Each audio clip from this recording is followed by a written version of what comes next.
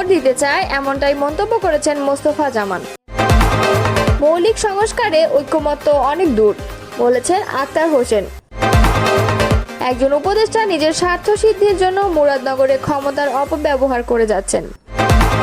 যুদ্ধবিরতির আলোচনায় বাধা হয়ে দাঁড়াচ্ছে নেতানিয়াহু, অভিযোগ হামাসের। এতক্ষণ শুনছিলেন সংবাদ শিরোনাম, এবারে বিস্তারিত। ঢাকা মহানগর উত্তর বিএনপির সদস্য সচিব মোস্তফা জামান বলেছেন, মানুষ এখন ভোট দিতে চায়, জনগণ তাদের ভোটাধিকার ফিরে পেতে চায়। জনগণের ভোটাধিকার নিশ্চিত করতে আমাদের সকলকে ঐক্যবদ্ধভাবে কাজ করতে হবে। রবিবার পল্লবী থানা ও রূপনগর থানা বিএনপির উদ্যোগে আয়োজিত সদস্য ফোরাম বিতরণ ও নবায়ন কর্মসূচির দুটি পৃথক অনুষ্ঠানে প্রধান বক্তার বক্তব্যে তিনি এসব কথা বলেন। মোস্তফা জামান বলেন, বিএনপি একটি গণতান্ত্রিক দল, আমরা সবাইকে নিয়ে ঐক্যবদ্ধ হয়ে কাজ করতে চাই। দলে দলীয় ঐক্য গড়ে তুলতে হবে। তিনি বলেন, বিএনপি কখনোই অন্যায়, বিশৃঙ্খলা কিংবা চাঁদাবাজিকে প্রশ্রয় দেয় না। যারা এসব অপকর্মে জড়িত তাদের জন্য বিএনপিতে কোনো জায়গা নেই। তিনি সাবধান করে বলেন, অনেকেই আগে আওয়ামী লীগ করতো, এখন বলছে আমরা বিএনপি করি। কিন্তু আওয়ামী লীগের থেকে যারা সুবিধা নিয়েছে, অন্যায় করেছে, তাদের বিএনপিতে স্থান দেওয়া যাবে না। দলে আসতে হলে ত্যাগ ও সততার প্রমাণ রাখতে হবে। মোস্তফা জামান তৃণমূলের নেতাকর্মীদের উদ্দীপ্ত করে বলেন, দলকে গড়ে তুলতে হলে বিশ্বাস, আস্থা এবং আদর্শকে ধারণ করতে হবে। আর সেই লক্ষ্যে আমরা একসাথে কাজ করে একটি জনগণের সরকার প্রতিষ্ঠা করব।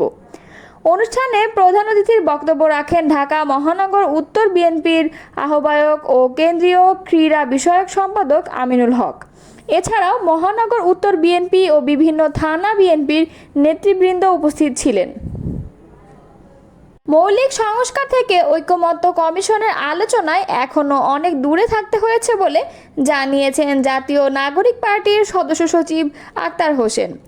রোববার রাজধানীর ফরেন সার্ভিস একাডেমিতে জাতীয় ঐকমত্য কমিশনের আলোচনা শেষে সাংবাদিকদের সঙ্গে আলাপকালে তিনি কথা বলেন। এ সময় আক্তার হোসেন বলেন, আজকের আলোচনায় মৌলিক সংস্কার ঐকমত্য হতে অনেক দূরে থাকতে হয়েছে।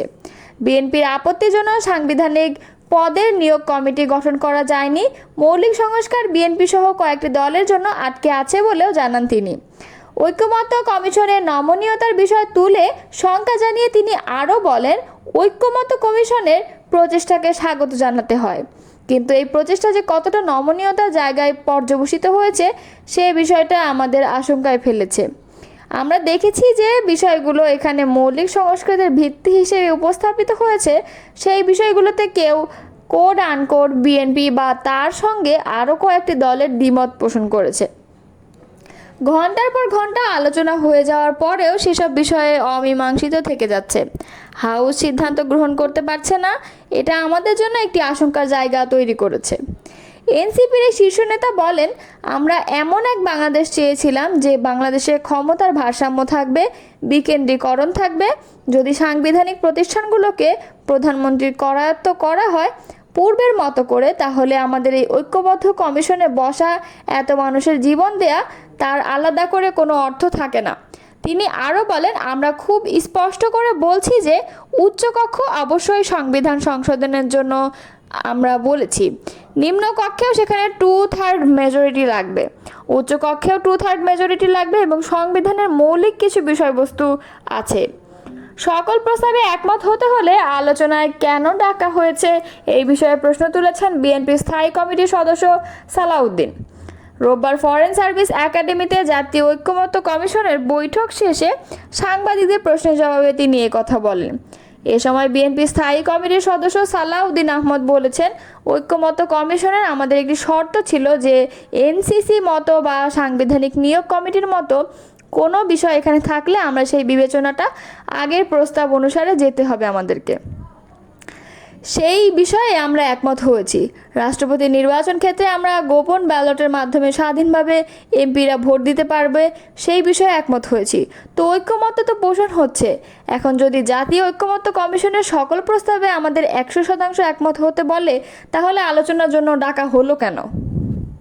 কুমিল্লা জেলার মুরাদনগর উপজেলায় হিন্দু ধর্মাবলম্বী এক প্রবাসী স্ত্রীকে নির্যাতনের ঘটনায় গভীর উদ্বেগ প্রকাশ করেছেন বিএনপির মহাসচিব মির্জা ফখরুল ইসলাম আলমগীর।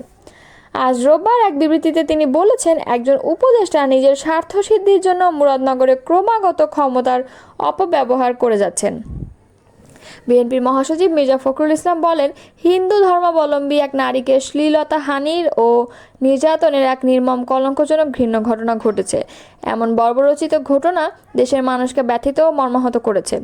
অথচ একটি কুচক্রী মহল এই কাপুরুষোচিত ন্যাক্কারজনক ঘটনাকে রাজনৈতিকভাবে ভিন্ন খাতে প্রবাহিত করার এক গভীর চক্রান্তে লিপ্ত হয়েছে। ফ্যাসিবাদী আমলের মতো নিজেরাই সংখ্যালঘুদের ঘরবাড়ি দখল করে ও নির্যাতন করে অন্যের ঘাড়ে দোষ চাপানোর ধারাবাহিকতা এখনও চলছে। বিবৃতিতে মির্জা ফখরুল ইসলাম বলেছেন, ওই এলাকার একজন উপদেষ্টা নিজের স্বার্থসিদ্ধির জন্য মুরাদনগরে ক্রমাগত ক্ষমতার অপব্যবহার করে যাচ্ছেন। দুষ্কৃতকারী আশকারা পেয়ে সমাজবিরোধী নানা অপকর্মে মেতে উঠেছে। এক্ষেত্রে তারা দেশ বিদেশ থেকে অবিরাম মদত পাচ্ছে। উপদেষ্টা যদি জনসেবায় চেয়ে আত্মসেবাতেই ব্যস্ত থাকেন, তাহলে এলাকায় শান্তি বিঘ্নিত হবে। মুরাদনগরে বাসিন্দা উপদেষ্টা হওয়ার পর থেকেই আওয়ামী এমপিদের মতো এলাকায় আধিপত্য ও প্রভাব বিস্তার ব্যস্ত রয়েছেন। মির্জা ফখরুল ইসলাম বলেছেন, মুরাদনগরে হিন্দু ধর্মাবলম্বী নারীর শ্লীলতাহানি ও সহিংসতা মনুষ্যত্বহীন, অমানবিক, পাশবিক ও মহল বিশেষের রাজনৈতিক লক্ষ্য পূরণে অভিসন্ধি। আবারও সাম্প্রদায়িক সম্প্রীতি বিনষ্ট করে রাজনৈতিক ফায়দা লোটার আওয়ামী নোংরা কৌশলেরই পুনরাবৃত্তি দেখা যাচ্ছে। সম্প্রীতির ঐতিহ্যকে রাজনৈতিক উদ্দেশ্য সাধনের জন্য বিনষ্ট করা হচ্ছে। বিএনপির মহাসচিব বলেন, পতিত স্বৈরাচারের দোসররা অর্থবিত্তে সজ্জিত। নারী নির্যাতন সহ সহিংস সন্ত্রাসের ঘটনায় উদরপিণ্ডি বুধর ঘাড়ে চাপিয়ে বিএনপির ভাবমূর্তি নষ্ট করার জন্য তারা অতৎপরতায় লিপ্ত হয়েছে। শক্তিশালী পক্ষের আশীর্বাদ আছে বলে দুর্বৃত্তরা সহিংস কার্যাবলী চালাতে উৎসাহিত হচ্ছে। নারী নির্যাতনকারী অপরাধীদের কোনো রাজনৈতিক পরিচয় থাকতে পারে না বলেও বিবৃতিতে উল্লেখ করেন মির্জা ফখরুল। একই সঙ্গে হিন্দু ধর্মাবলম্বী প্রবাসী স্ত্রীকে শ্লীলতাহানি ও নির্যাতনকারী দুষ্কৃতিকারীদের দৃষ্টান্তমূলক শাস্তির দাবি জানিয়ে তিনি তার বক্তব্য শেষ করেছেন।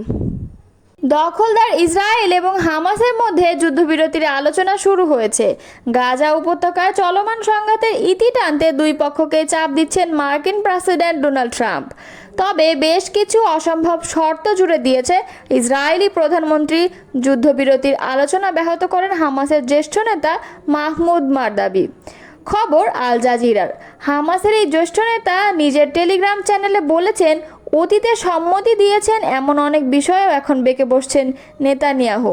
এমনকি নেতানিয়াহুর আদৌ জিম্মিদের ফেরানোর ইচ্ছা রয়েছে কিনা তা নিয়েও প্রশ্ন তুলেছেন মারদাবি।